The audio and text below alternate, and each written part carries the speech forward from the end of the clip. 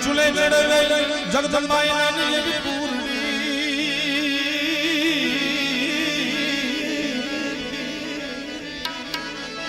અરે મને ફૂટ દૂધડા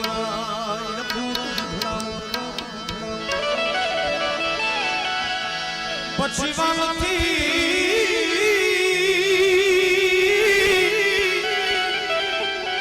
વાલથી ખબરાવે નંદન વીર ને તેથી જગદંબાનું હૈયું હેતી પુરાય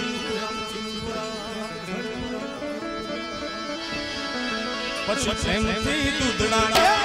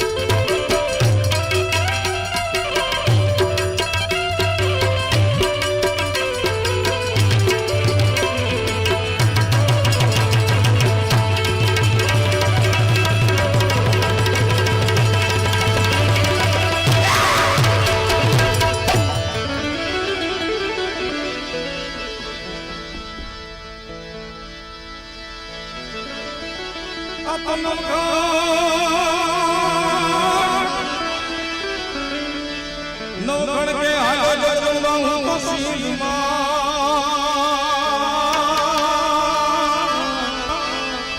અરે મારે જાવું હલવીમાં માતાજી મને આડો છે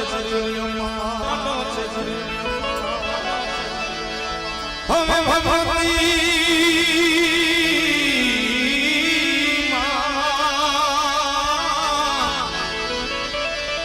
ભગવતી મારા મને બતાવજે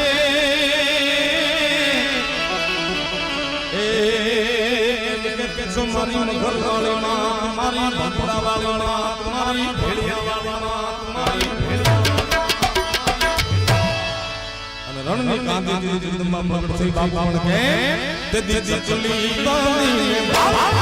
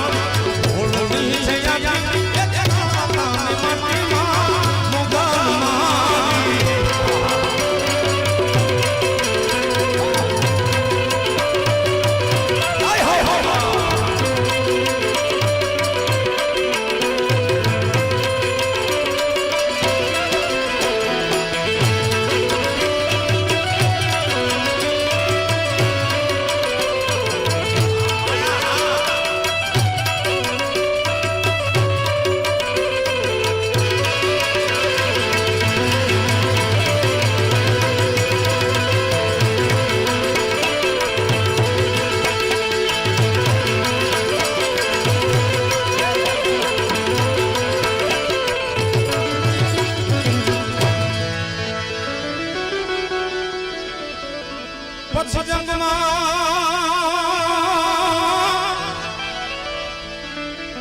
જગમાનો ગળને જીતાડીને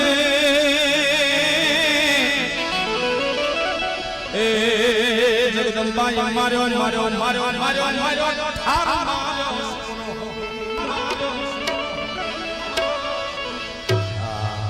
કેમ કે કમતિયા કોઈ નજરું કરે એના ભાંગને કરને ભૂખા એ ઓલા બાપા શેષના રે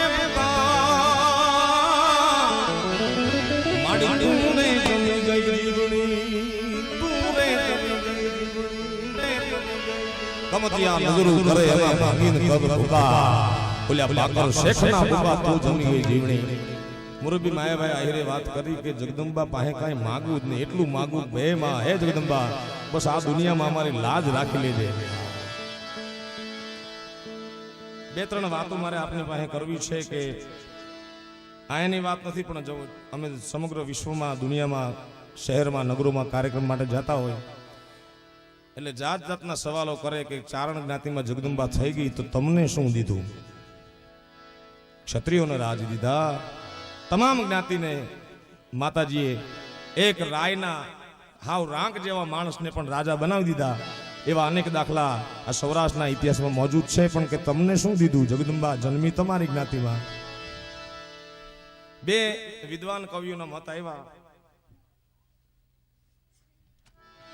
કવિ દાદ બાપુના દીકરા જીતુભાઈ ગઢવીએ મને એમ કીધું કે જગદંબાને જન્મ લેવાની ઈચ્છા થઈ અને મન થાય સમગ્ર બ્રહ્માંડનું સર્જન કરવા વાળી માં,